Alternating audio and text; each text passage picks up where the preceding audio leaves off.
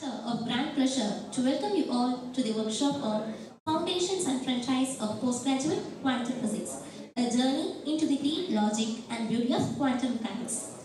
I request the respected dignitaries, Bhaskaran sir, Banu ma'am, Kotalam sir, John Peter sir, and Dr. Kanagaprabha ma'am to come to the dais.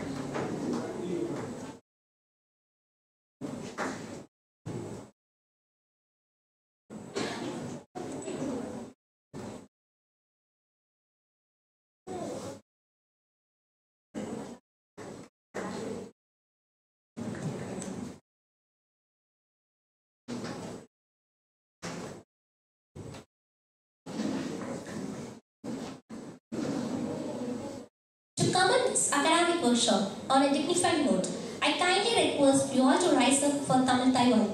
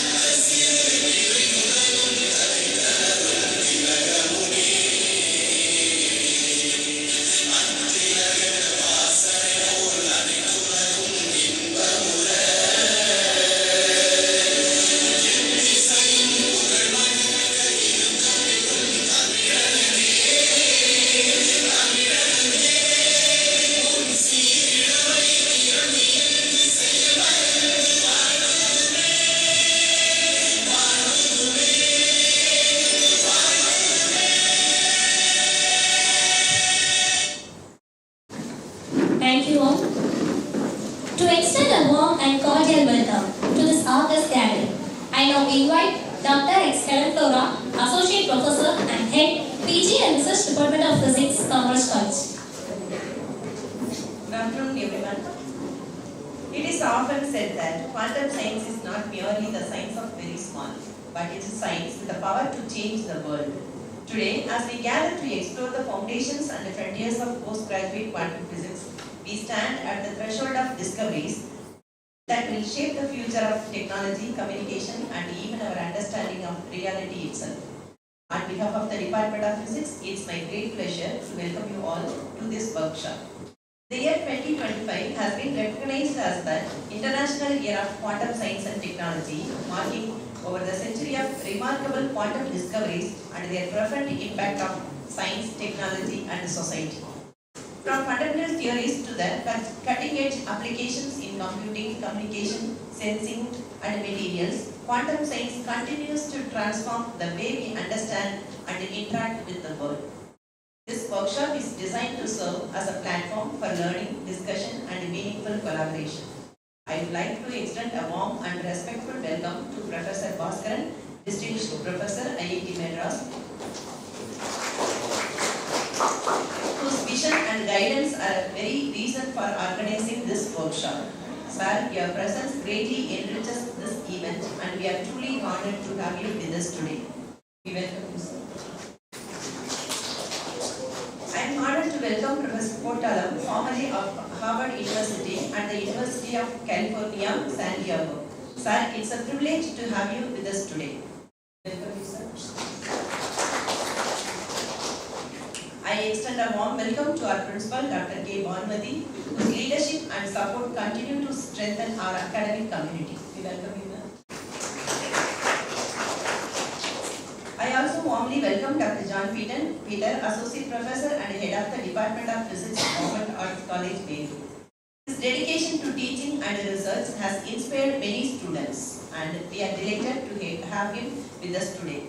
His guidance and support makes this workshop possible.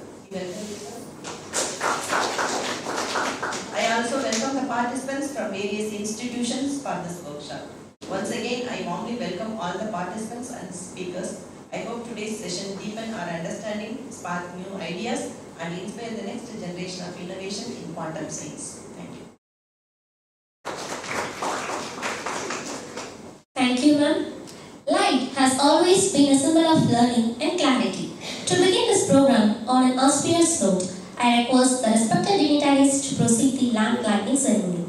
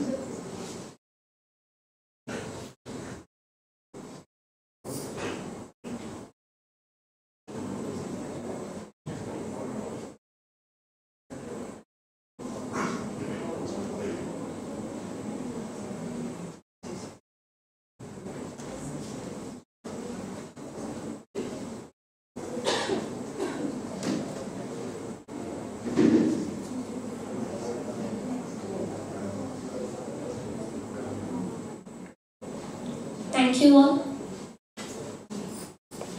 It's a proud privilege to honor our respected resource persons. I humbly request Dr. K. Bhanumati, Principal of Kamaraj College, to honor the resource persons. Professor J. Bhaskaran, Udasham.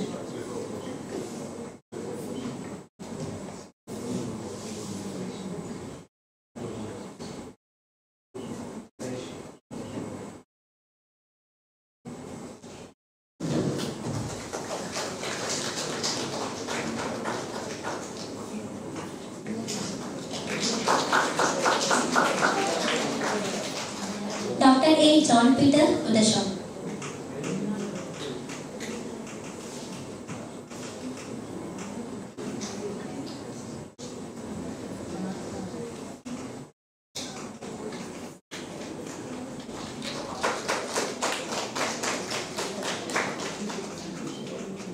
Professor J. Kotala, Udasham.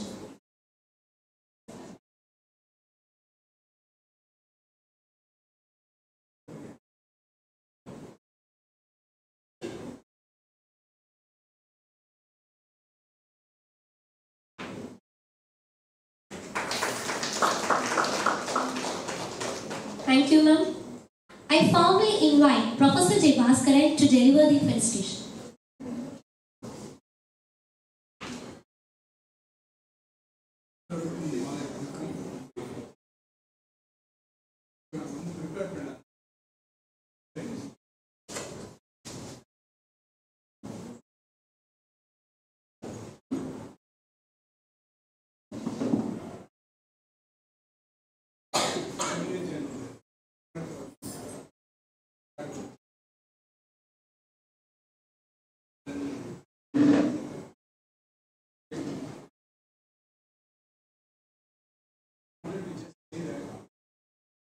Originally, we had planned to get support from Indian Academy for this program. Unfortunately, they have serious financial. Thanks to Helen, we decided to continue. The program is ending. Thanks to Helen. So, you find in this program is a very first workshop which will go for 3 months. First workshop I went to interaction radiation of matter. International Center for Theory. Yes. For 3 months. In 3 months I didn't learn much, but in the beginning for this. In 2 days, only learned one. Then you got a glimpse of what's going on. Like an J's ball, showing some science. I do not know how many of you know about J's ball, great man. PDF to wonders. There's a book called Kutramukharnai.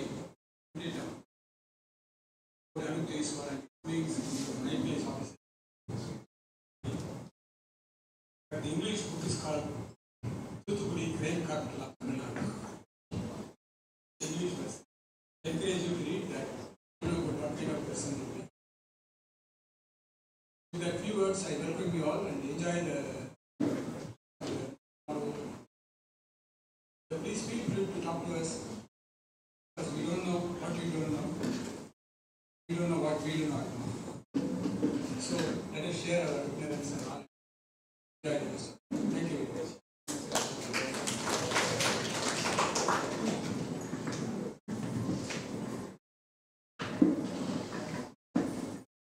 Thank you, sir.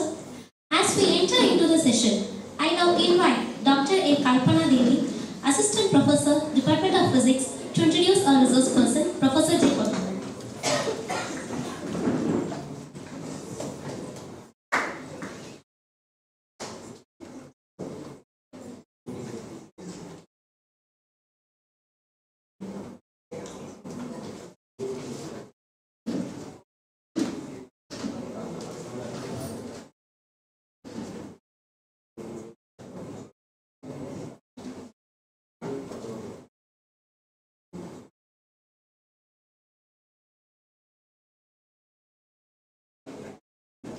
Good afternoon, everyone.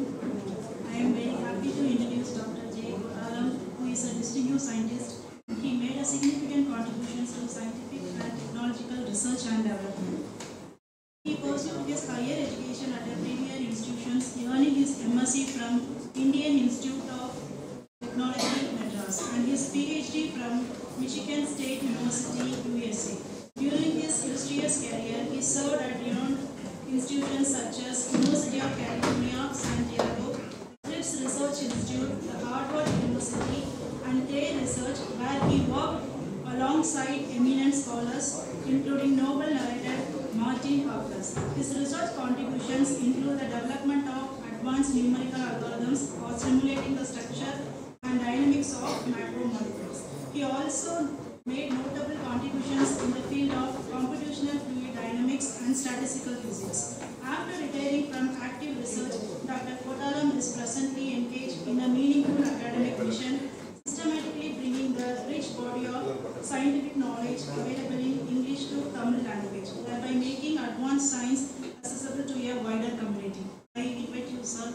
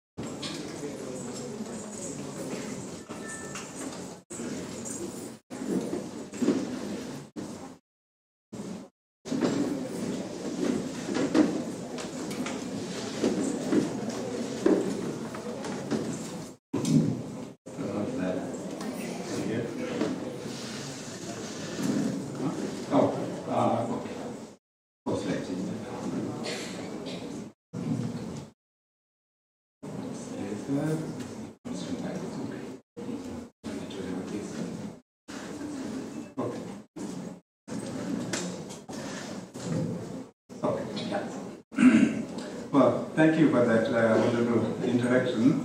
I worked in American industry.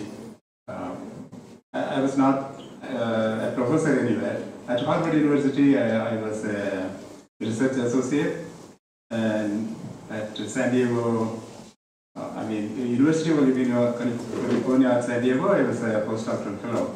So that's about my academic training. But then later on, I worked as a researcher in the industry, chemical industry.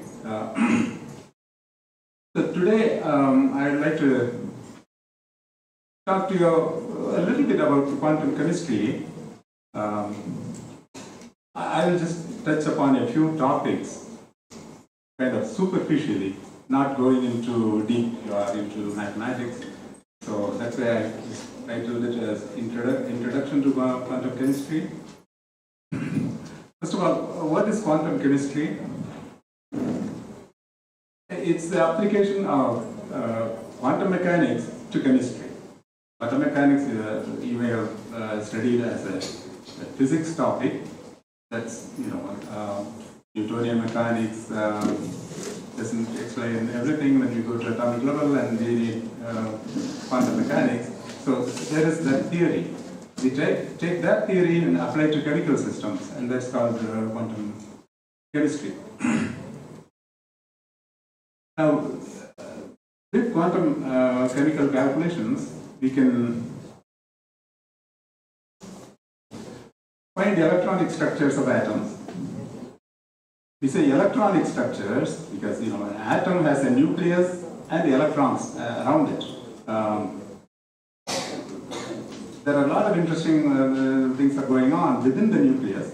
Nuclear physics itself is a very interesting topic in itself. But as chemists, we don't need to know what's going on inside the nucleus. To us, nucleus just contributes its charge and mass.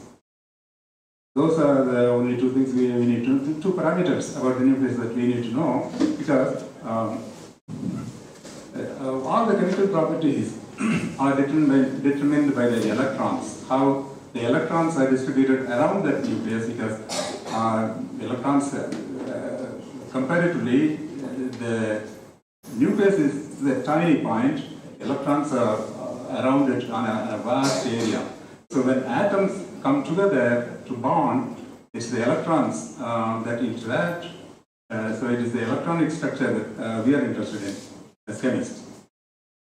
Then once we know the electronic structures, we can understand about chemical bonding and molecular structures based on those the atomic structures. When we come to molecular structures, symmetry becomes important. And there's a mathematical theory called group theory. It finds application in molecular structures. And these problems cannot be solved exactly always. So we need to go to a computer. And there are software systems to find molecular structures and so on.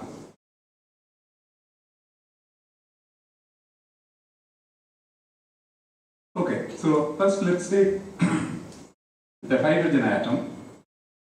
Hydrogen atom has a nucleus and one electron. Now the atom as a whole can be moving around. We are not interested in that global motion, the atom as a whole moving. We are interested in how the electron moves in relation to the nucleus. So to study that, we use a coordinate system that is centered at the nucleus. The coordinate system is centered at the nucleus, and we are interested in how the electron moves around that nucleus in reference to nucleus in that coordinate system. So I've shown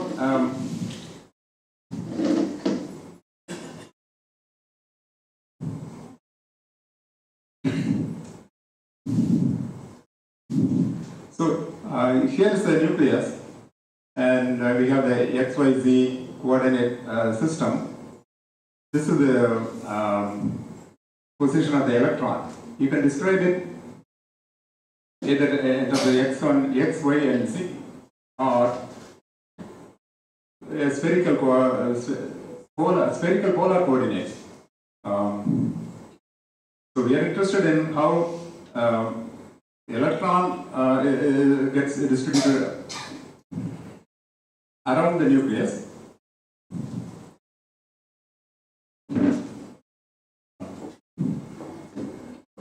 We can use the R, theta, and phi coordinate system. R is the distance of the electron from the nucleus. If I just give you a distance, that point can be anywhere on a sphere of that radius. But if I also tell you the angle of inclination, then it can be anywhere around a circle.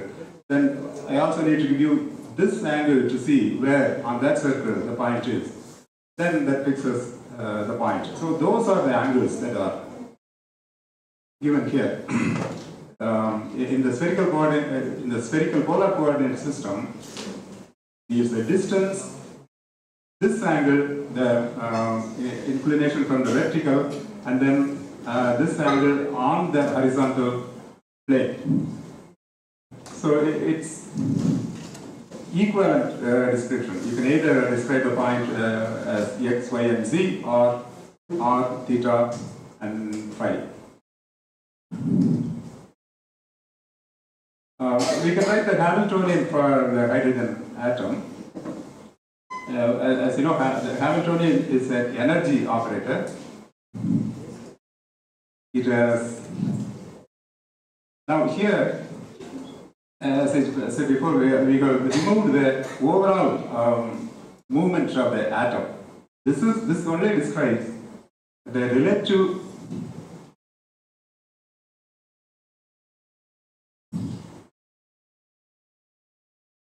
This Hamiltonian describes the relative motion of the electron with respect to nucleus.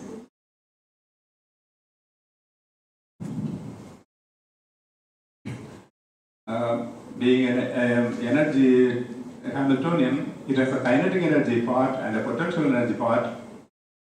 And there are two other terms. These have no classical analogs.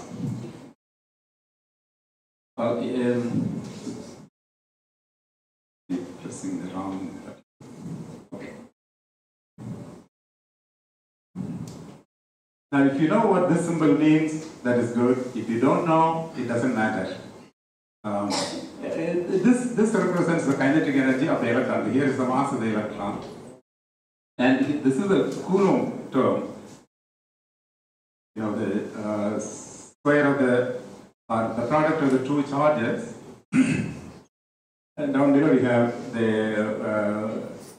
distance between the nucleus and the electron. The Coulomb force is indirectly proportional to the square of the radius, but here we are dealing with energy. So the energy is force times distance. So we have only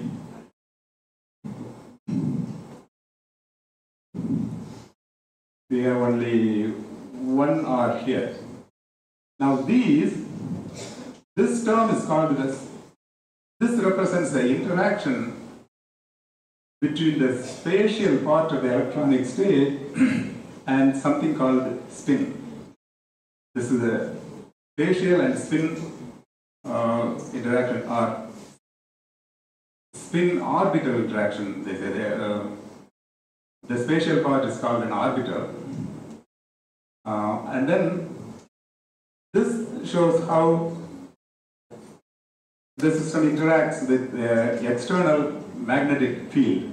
Again, it comes about because of the spin. That is, the electron not only has a position, I mean, it's not enough to say the three coordinates of the electron to describe the state.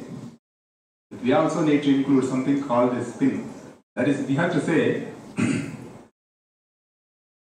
the electron can be at every location. It can be at either of two spin states. What exactly is spin? Well, I'll tell you the truth. We don't know. We don't know what spin is, because nobody has gone into the atom and looked what the electron is doing. Whether it's spinning like a top, and in classical experiments they show you top spinning and all that. But when we go to atomic level objects, we cannot see them directly. We can only guess them indirectly. We have experimental observation. Here,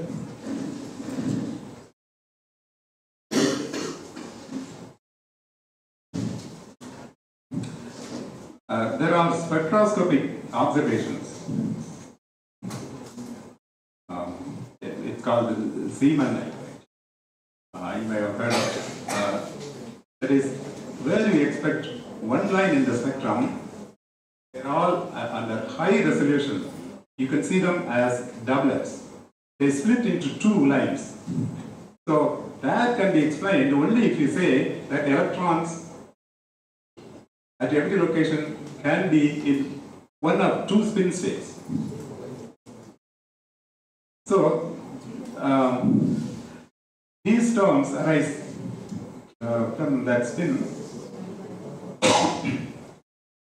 So once we have Hamiltonian operator, we can write the Schrodinger equation and try to find the solution. This is a differential equation, so the solutions are functions. Now these state functions are functions of x, y, z, or r, theta, phi. These are the spatial coordinates, but they are also functions of the spin coordinate.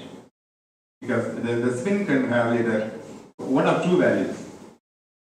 Sometimes we call it up and down, and we sometimes represent it as plus half and minus half. But the point is there are two states. Now when we write this equation, the Schrodinger equation corresponding to this Hamiltonian, and solve this, we expect, we actually find a series of functions as solutions.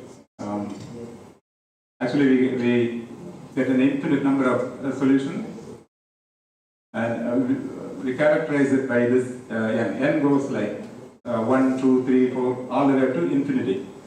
So, corresponding to every state, we get energy. Since this is an energy operator, we get corresponding energies. Now, these energies are quantized states.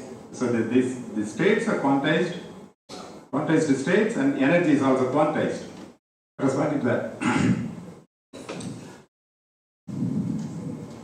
Now, this is different from the classical picture. Classically, if you throw a ball with whatever force you throw it, depending on how fast you throw, it can have any amount of kinetic energy or total energy, and depending on the height, it can have any amount of potential energy. But here, the energy can have only certain definite values. There is one energy level here, and then there is another one there, nothing in between. So that's what we mean by energy is quantized. Also, the meaning of this function is that it doesn't give us the exact location of electron. It gives us only a probability. The square of this, the absolute square of this function is a probability density function. That is, you take a small rectangular prism around this P of width delta x, delta y, and delta z, and ask what is the probability of finding the electron in that region. So that's what this probability is. This amount is the probability of finding an electron in a small region around that point. We don't know a definite. We don't get a definite answer for the position of electron.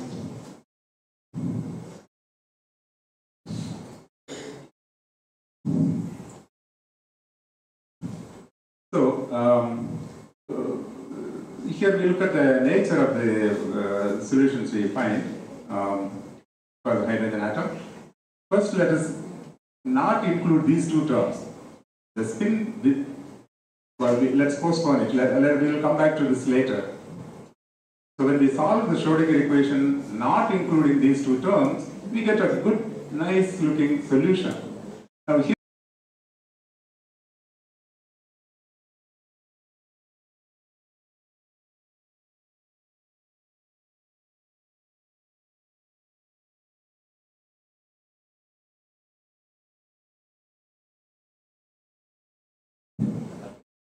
Earlier,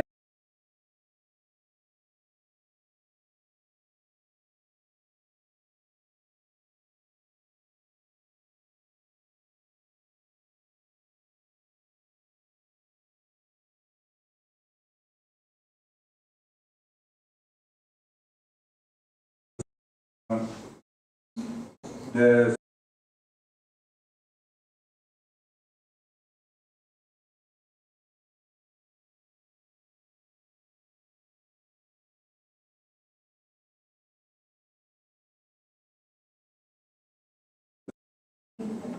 it further divides into or factors into a radial part and the angular part.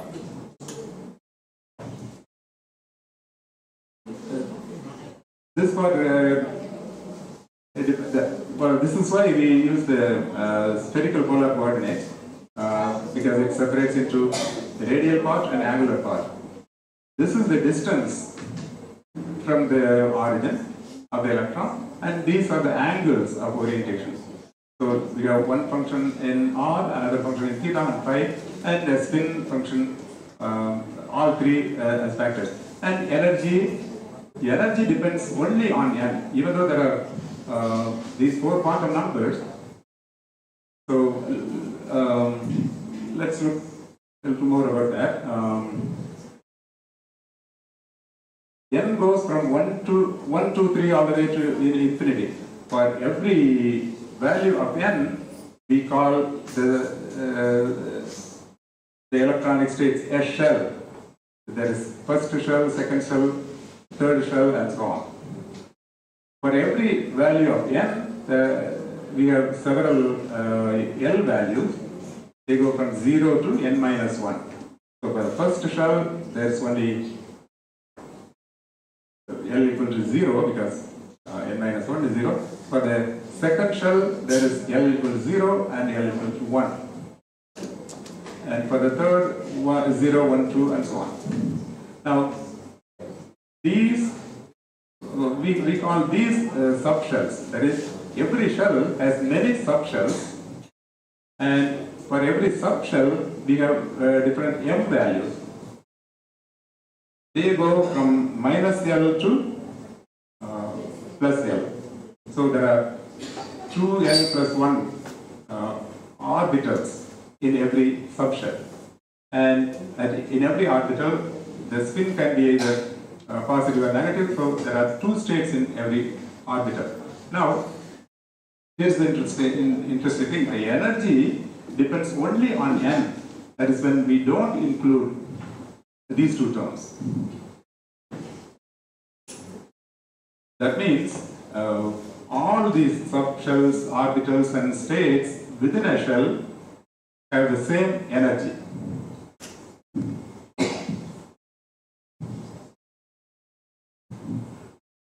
Now we can see how, as we move away from the nucleus, how the electronic distribution changes. We said this is only a probability distribution. This is a probability density function. So to see how it varies with distance, we are going to integrate it over all angles. After integrating over angles, we get a function of R only, and we call that radial distribution function.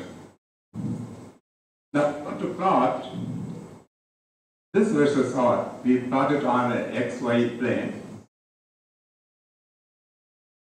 We plot it on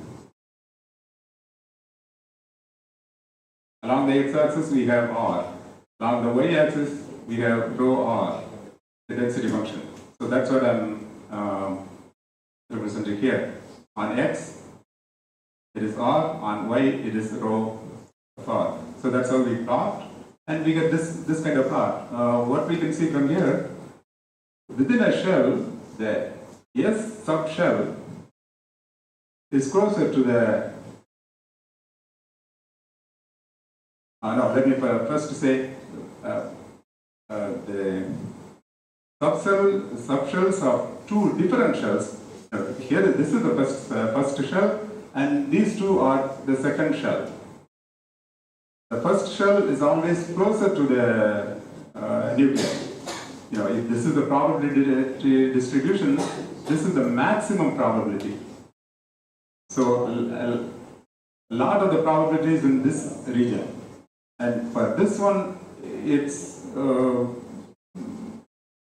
little farther away, and for that one, it's even farther. So the first shell is closer to the second shell, but within a shell, if you compare two different subshells, P subshell is closer to the S subshell.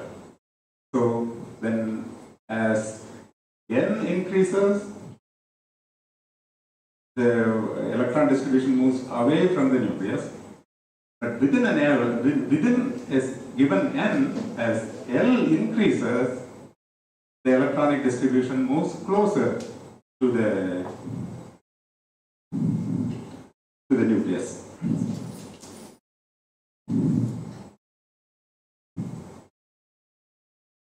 Okay. Now, so that's the radial distribution function of the electronic probability. Now let's look at the angular distribution function. We do a similar thing. Now we integrate over the radius. Oh, all my words are stuck together. Okay. Integrate this probability density function over radius. Then we get a function in theta and phi, the angles. The rho represents the density, density in angles. So we want to plot the probability density against theta and phi. Now this is going to be, this we have to plot in 3 dimensions because there are 2 independent variables. Earlier we plotted along R, there was only 1. Now here 2. So the plot is going to be 3-dimensional, and so we are going to plot it on a 3-dimensional plot in 3-dimensional space. We are going to use the r theta phi coordinate, the spherical polar coordinate, and in place of r, we want to put this rho because we are plotting rho against theta and phi. We plot the angles against on the angle coordinate, but we plot the density on the radial coordinate. But we also want to include the sign of that state function. The state function can be positive sometimes and negative sometimes. More generally, it's complex, but a lot of the functions are real. The complex functions, you can take linear combinations to make them real. But let's say, so they are real functions. So it can be either positive or negative, and we want to, looking at the sign is also interesting. So we want to include the sign, and we use different colors to indicate the sign. On the next slide, we will see the plots. So this is how the plots look like. Now, since we have integrated out the radial dependence, these are all the same for all shells. Well, the S corresponds to, this is the S orbital, P orbital, D orbital, and F orbital. They correspond respectively to L value of 0, 1, 2, and 3. Now, so what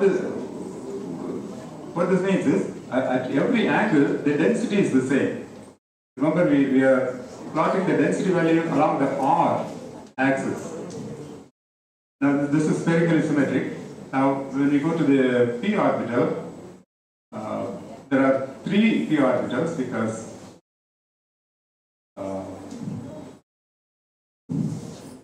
For L equal to 1, M has minus 1, 0, and 1. So we have 3 orbitals. Each of them is directed along a Cartesian coordinate axis. And we have 2 lobes. One is one side and the other is other side. Let's say this is positive and that's negative. And here too, positive, negative. Here it's all positive. So we have 2 lobes of differing signs, and the d orbitals look more complicated. But these are the pictures you have seen as orbital diagrams, and these come out as solutions to Schrödinger equation. In lower classes you may have seen this as s orbitals, p orbitals, and d orbitals. Well, in mathematics, these functions are called the spherical harmonics.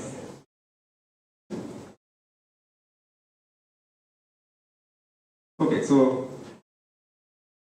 let's say we have solved the Schrödinger equation without those extra terms. Remember the spin terms, and we have the quantum numbers, quantization, etc. And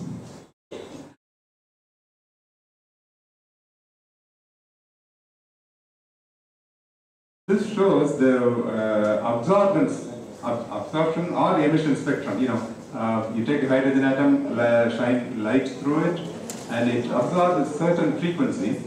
And then by looking at what comes on the other side, you can see which frequencies it has absorbed. That's called the spectroscopy. Now, the hydrogen,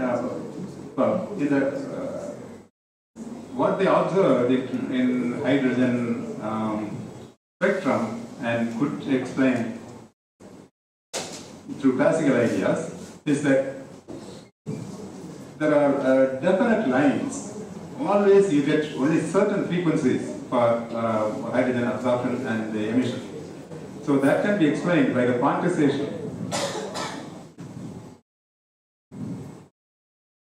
We said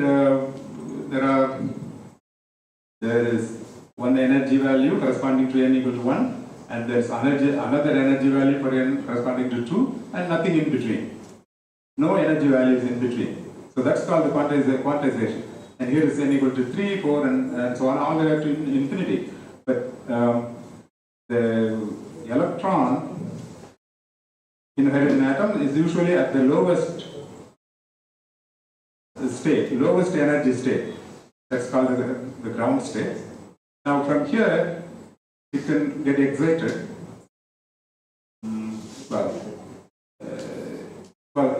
It can get either excited to a higher energy, or from a higher energy, it can fall.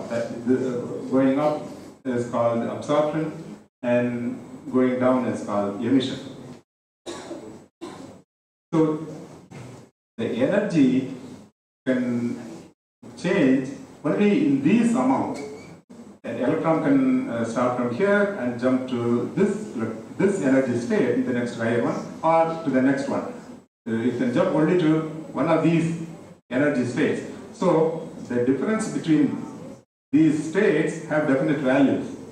That's why you see those particular frequencies in the spectrum. It has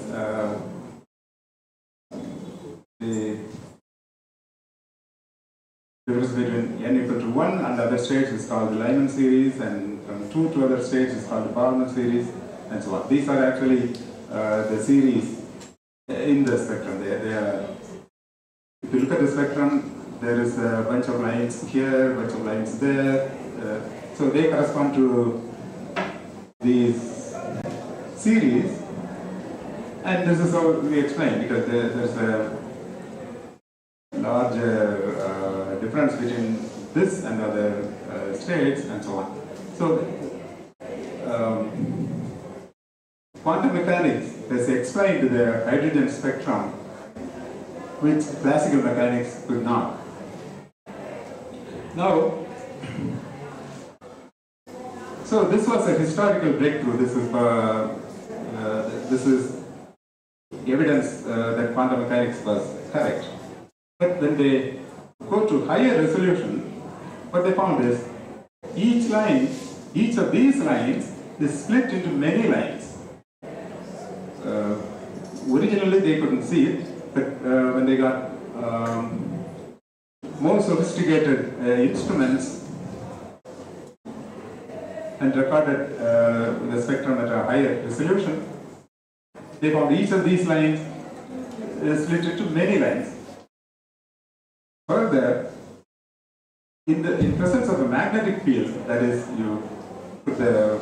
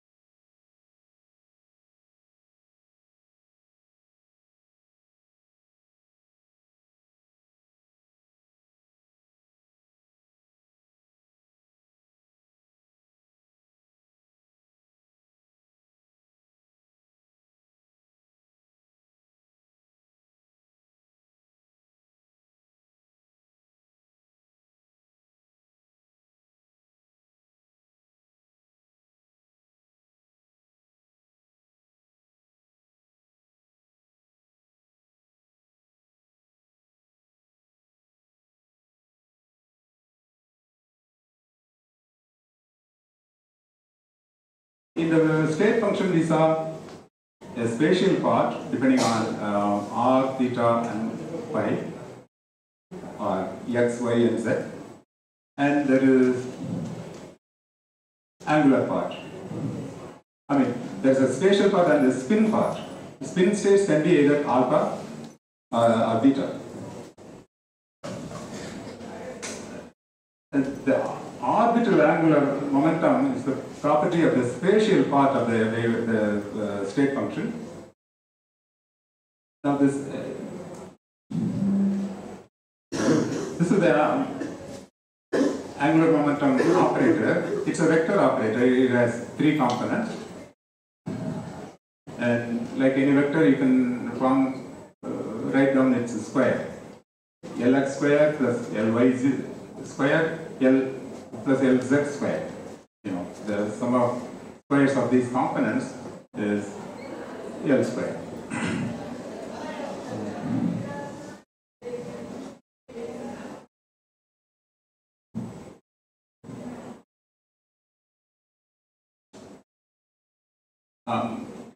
Now, when you actually write down this operator, I haven't written the operator in an explicit form, but when you look at it, you find that L square commutes with Lx, Ly, and Lz, all these components, but these components do not commute among themselves. What does commute mean? You take any two operators, A and B.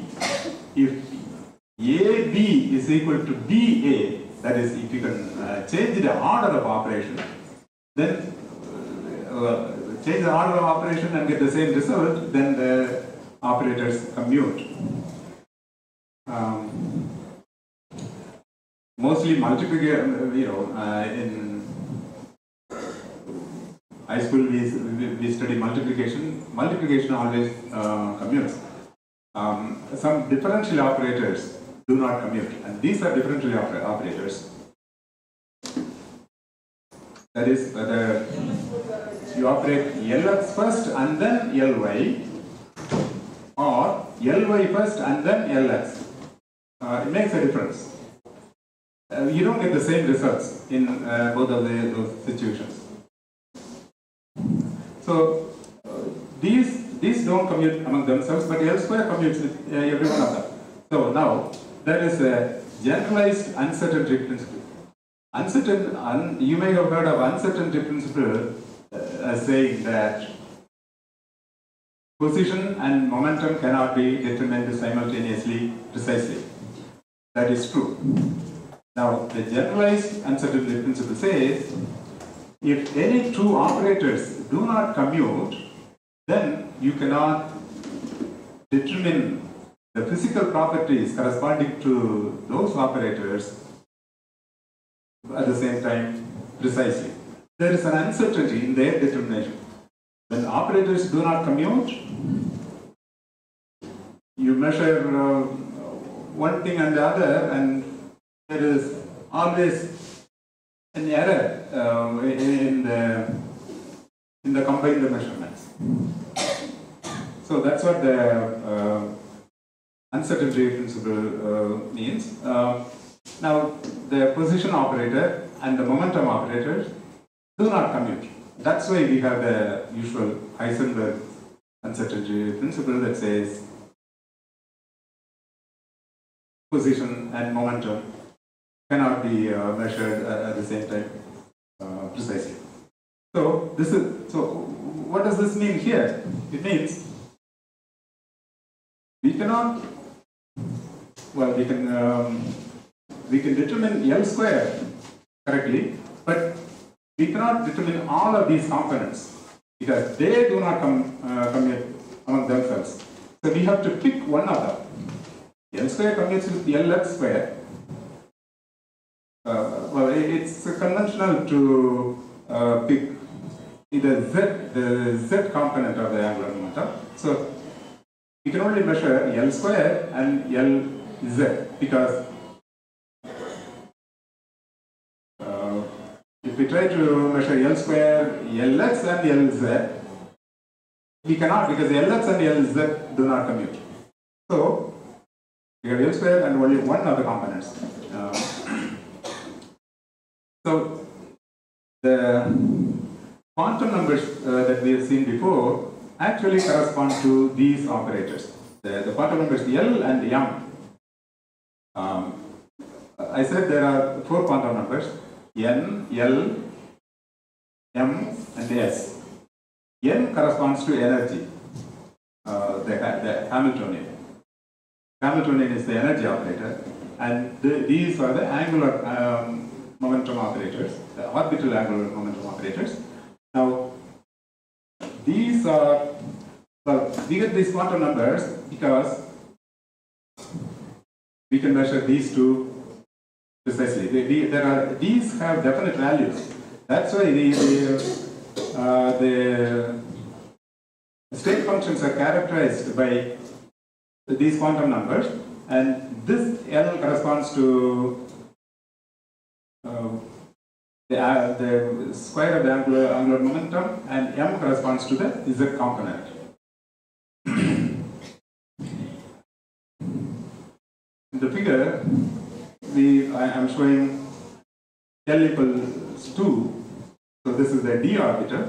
There are 5 M values, and here is the L vector. L vector, let's say it's oriented this way. You can actually calculate the length of that vector from this number. It is L times L plus 1 square root. Square root of L times L plus 1. That is 2 times 3, 6, square root of 6. So that's what we have there. So that's the length of length of this vector. And one of the components is -2, that is here. Then another one is -1, that is here. You know, from here -2 goes up to here. From here -1 goes up to here. This is 0. That means the vector is lying flat on the xy plane. Then +1, +2 are the other. So this means this vector can orient only along these 5 directions. It cannot have any arbitrary direction.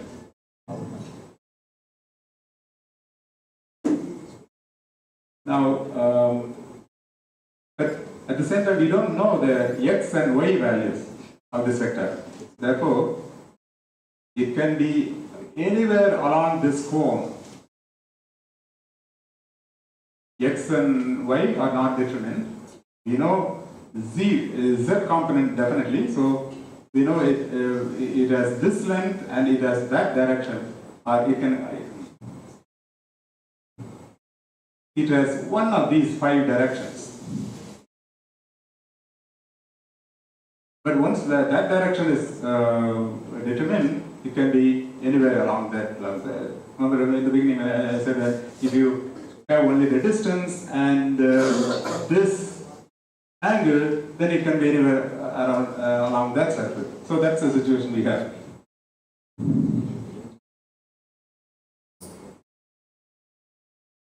Now, for spin also, there is an angular momentum operator. Now the spin operator behaves very much like the orbital angular momentum operator. It has 3 components, and S square commutes with the components, but none of the components commute with each other. So the generalized uncertainty principle applies here as well, and we can only measure S square and the Z component, one of the components, and we have chosen to determine the Z component. Now here, we have 2 corresponding quantum numbers. We denote them as sigma and S. Sigma corresponds to the definite value of this operator, the square operator, and S corresponds to the component, the Z component. Now, for a single electron, sigma is always half. So we don't specify it. The Z component can be either plus half or minus half. So that's why we get 2 spin states.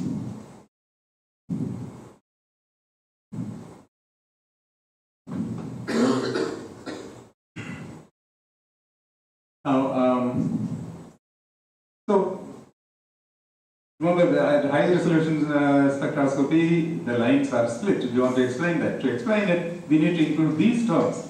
To include these terms, we need to consider the total angular momentum, the sum of orbital angular momentum and the spin angular momentum. So now we get a new quantum number, J, corresponding to this total angular momentum. And its Z component is Jz, and we have another quantum number corresponding to that. Now, so when we include these 2 terms in the Hamiltonian, the Hamiltonian no longer commutes with the L and S Z components. Well, I didn't say this before because earlier all those operators commuted with the Hamiltonian. That's why we were able to get definite energy. But here H no longer commutes with those operators, but it commutes with the J square and its Z component.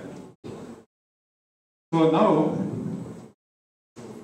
earlier the states were characterized by N, L, M and S. But M and S are no longer definite values. But J and K are definite values. So we now have, when we include these 2 terms, we have N, L, J and K as quantum numbers. So earlier we had shell, subshell, orbital and state. Orbital corresponded to these values, the state corresponded to 2 different S values.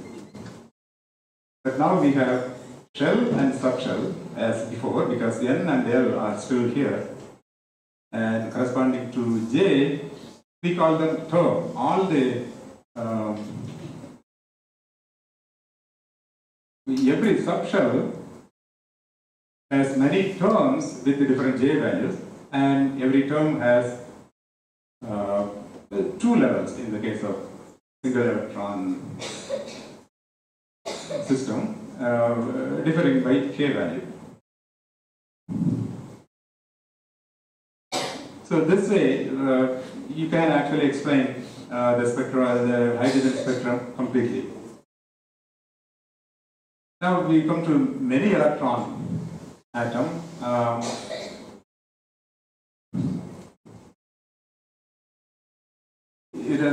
We have the same kind of operator terms in the Hamiltonian, but only a sum over n. This n is the number of electrons. This is again the kinetic energy. Kinetic energy of the ith electron, and we need to sum over all electrons. And this is the Coulomb energy of the electron between the electron and the nucleus. It depends on its distance from the nucleus. Now we also have interactions among electrons. This is the distance between ith and jth electrons, and there is Coulomb interactions between electrons as well. So not only a given electron interacts not only with the nucleus, but also with all other electrons. That's why we have double summation. The second summation goes from J plus 1 to n, because after you have counted, for the first electron you have counted second, third, fourth, all of them. And then when you come to the second one, you don't want to count the first one again, because that's already included. And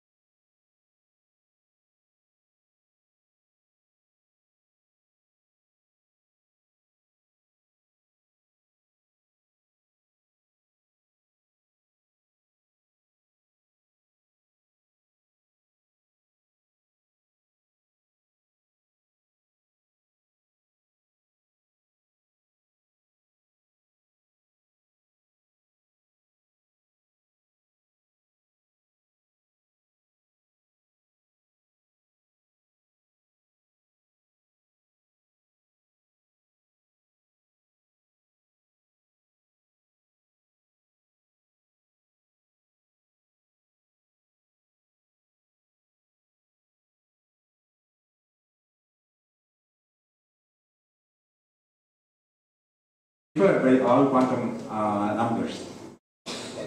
So that's the that's why I said I'm going to cover touch upon the topic superficially.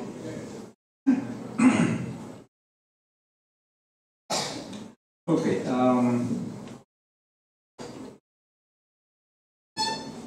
Now, okay, we've seen the solution corresponding to this Hamiltonian is the product of one electron functions.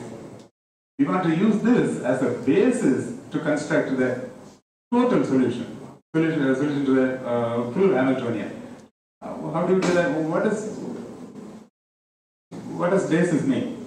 Basis expansion. We are already familiar with it in 3 dimensions. Any 3-dimensional vector can be written. Any 3-dimensional vector can be written in terms of its x, y, and z components using unit vectors along the coordinate axis, which we call I, j, and k. I, j, and k are the base vectors along x, y, and z directions, and by writing linear combinations, by taking linear combinations of those base vectors, we can construct any vector. We can represent any 3-dimensional Cartesian vector in terms of these base vectors as linear combinations of these the 3 basic basis vectors. In the same way, now the solution to the complete problem, it's a function. It lies in some vector space. To that vector space, these functions are bases. Just like I, j, and k are base vectors for the 3-dimensional space, these form bases for that vector space.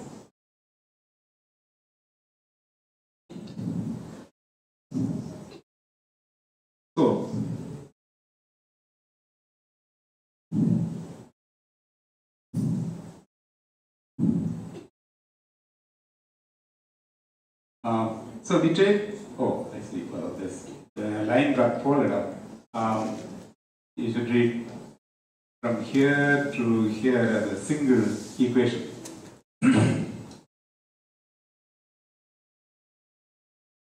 The same way as we expanded any vector as a linear combination of these, we can expand any vector that is a solution of this full Hamiltonian as linear combinations of these basis vectors, where these are the expansion coefficients.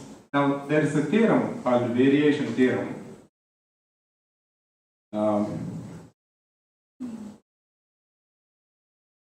You take any function and form this this expectation value, that is, you put that function on one side and Hamiltonian in the middle, and that function again on the other side, and this represents an integral. Integrated, then you get a value. That value is always, it's never less than the true energy. That is, ground state energy, yeah.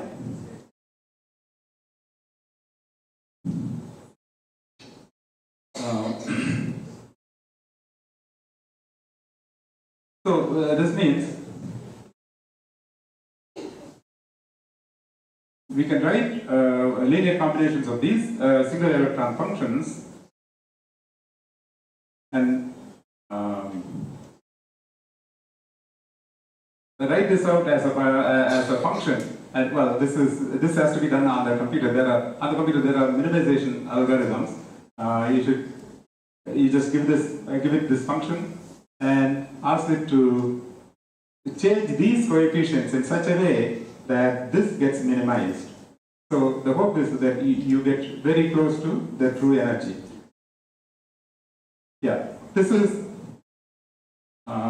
as such, it's valid for the ground state. you can find the lowest energy that way, but there are ways to construct a higher, okay.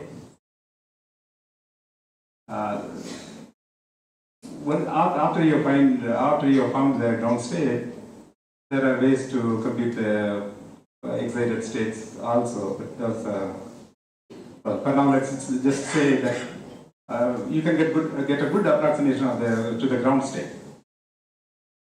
Now, so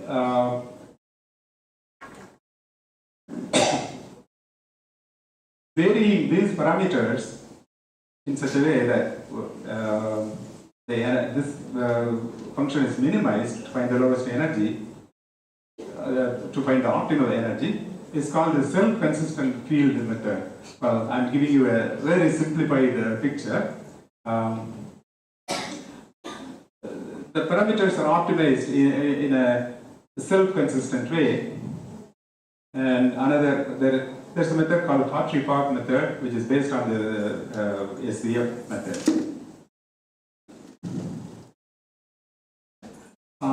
So now when we go to molecules, once we have found the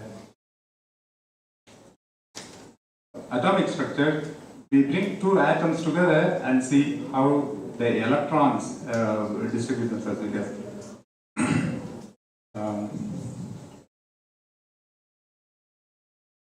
well, here too, the molecule as a whole is moving around. We don't consider that, but the nuclei are moving in relation to themselves. But for every location, since the nuclei are much heavier than the electron, we are going to assume that for every position of the nuclei, the electrons distribute themselves rapidly. That is, in principle, you have to consider the movement of the nuclei and the electrons together. But we can freeze the nuclei at some location and solve the electronic part of the Schrödinger equation.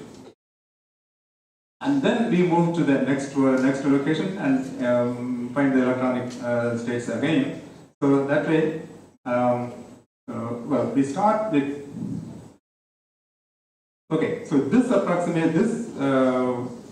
fixing nuclei at a position and solving an electronic wave function is called the Born-Oppenheimer approximation. We begin with atoms separated far away and bring them closer at every state, solving the electronic Schrödinger equation and see what happens to the energy. The energy is a minimum at some distance, that is the bonding distance. When the nuclei come closer than that, the nuclear repulsion becomes important. So the energy increases.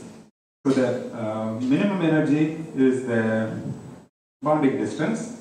And now we said we use basis functions, linear combinations of many functions. Actually, in principle, there are infinite of them. In practice, we truncate after some level because the higher, for lower states, the higher basis functions do not contribute very much. But here, we take just one orbital from this atom and one orbital from that atom. So that's a severe truncation. We don't even take a few, but just one each. When we do that, we get two molecular orbitals. When we combine two atomic orbitals, one from each atom, and do the electronic calculation, we get two molecular orbitals.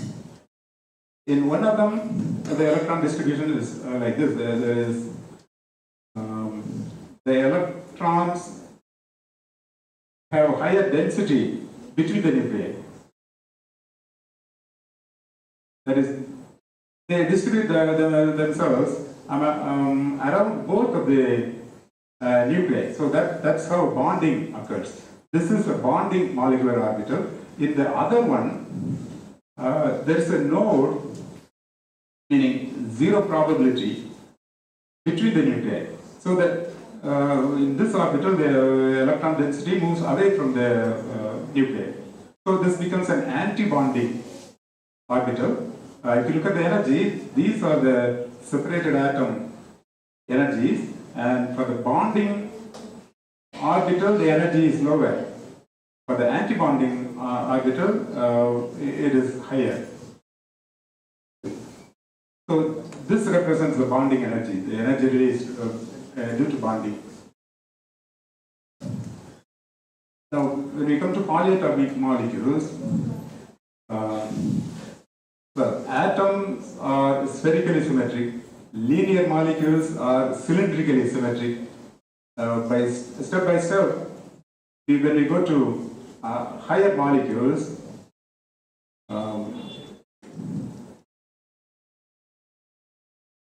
methane has tetrahedral symmetry and so on. We have to worry about the symmetric groups. The mathematics becomes kind of complicated. But you can actually do the calculation without worrying about symmetry. But if you just if you just solve you take linear combinations of atomic orbitals and solve the problem, what you find is certain combinations are not allowed, and some coefficients become zero that you could have eliminated by considering symmetry. That's why symmetry becomes important. If you can build in that symmetry from the beginning, your calculations becomes easier and simpler. So in principle, you don't need symmetry. Quantum mechanics doesn't require you to use symmetry. But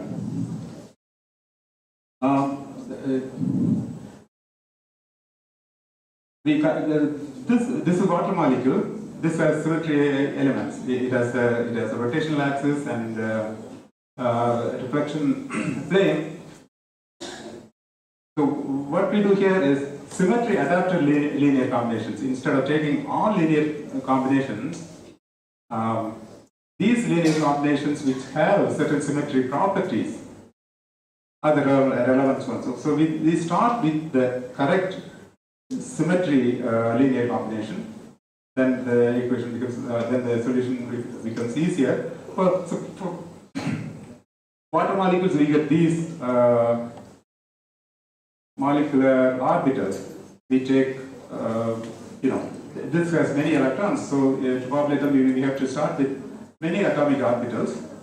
But the thing to know is, well, the oneness orbital on oxygen remains pretty much as such without mixing with anything else. So it's the non-bonding core orbital. Now, when you look at this, oxygen and 2 hydrogen, now this orbital is delocalized, we say, because it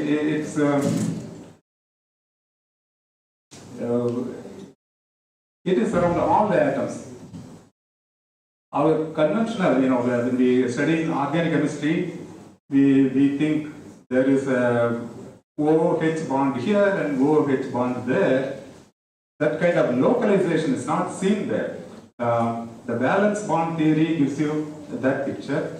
This is molecular orbital theory gives you a delocalized picture of the orbitals.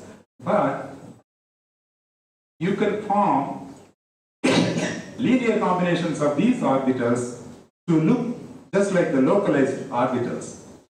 And the same way, you can take linear combinations of the localized orbitals of the valence bond orbitals and form these molecular orbitals. So, 2 pictures are equivalent.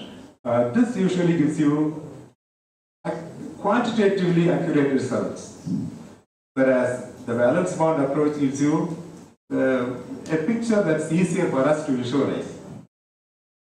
Okay. All right. So that's all I prepared to say. Now, for reading, you can read any number of books in English on quantum chemistry. I have written some books in Tamil. Well, I have separated into two books. I have separated mathematics and chemistry into two different books. You can, the way to download them, if you do a Google search, Facebook, Face at Kotalam, you'll find my Facebook book. You don't have to have a Facebook account to see this because I made them publicly available. So look around there and find this file about Kotalam.pdf. If you open this file, it will have links to this and many other books that I've written. Or you can email to me at jkotalam@gmail.com, or you can ask your professors to get it for you, they will get it from me. Now, one final question. Why did I write these in Tamil instead of English? I will answer that question tomorrow.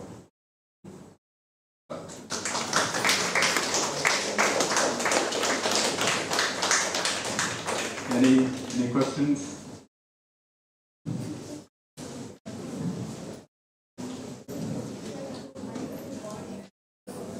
About hydrogen bonding? Yeah, I mean that comes after this. I didn't talk.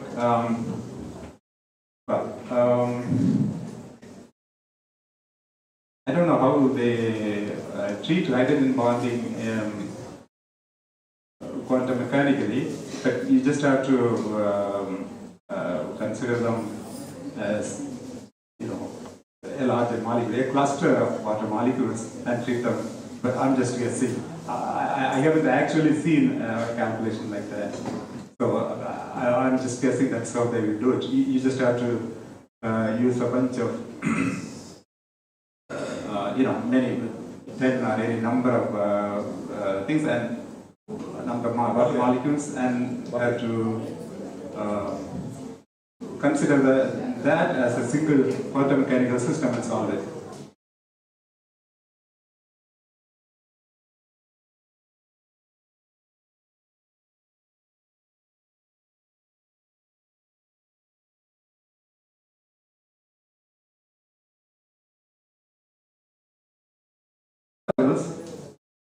There are simplistic, right? Like hopping.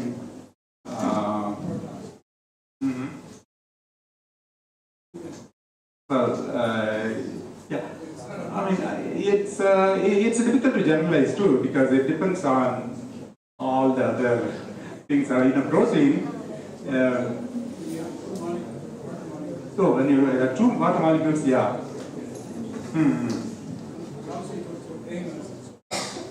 Timers. Yeah, I mean, again, even in ice, maybe all hydrogen atoms are hydrogen bondings are the same. But at high temperature, there will be various ways to describe it. You have to describe it dynamically. Yeah, well, so he seems to have an answer for you. Okay.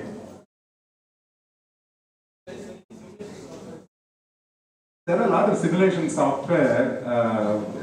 There is, I didn't go deeply into those.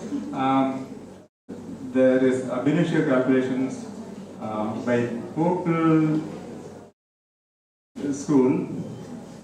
I think they call it wave function. I mean, they have been the traditional authors of these software. But more recently, there is the density functional theory. Yeah, density functional theory gives you that those calculations can go fast.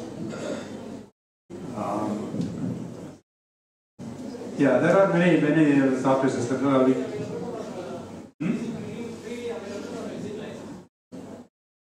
They are licensed, but I have to look. There might be some free software for molecular modeling. There are some free software for quantum chemistry. I don't know. There are free software systems. Okay. What do you think of quantum chemistry? Well, future of quantum chemistry,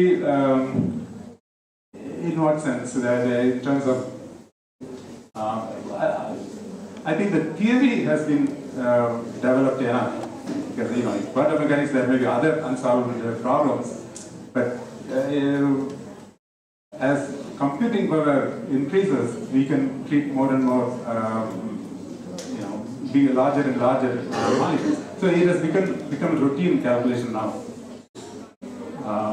So future is just you do it as and when you need it.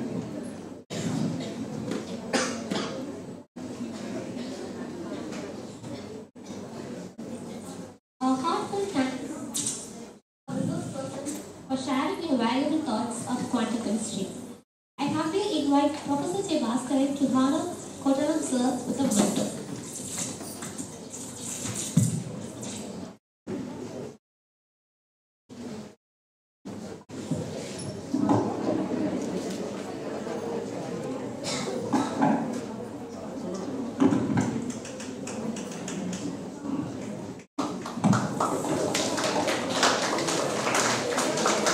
தம்பி மறைக்காதீங்க, photo எடுக்கிறோம், மறைக்காதீங்கப்பா தம்பி, கொஞ்சம்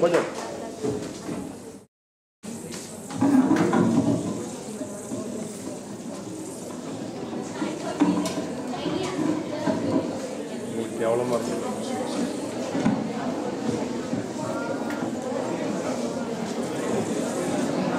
live போயிட்டு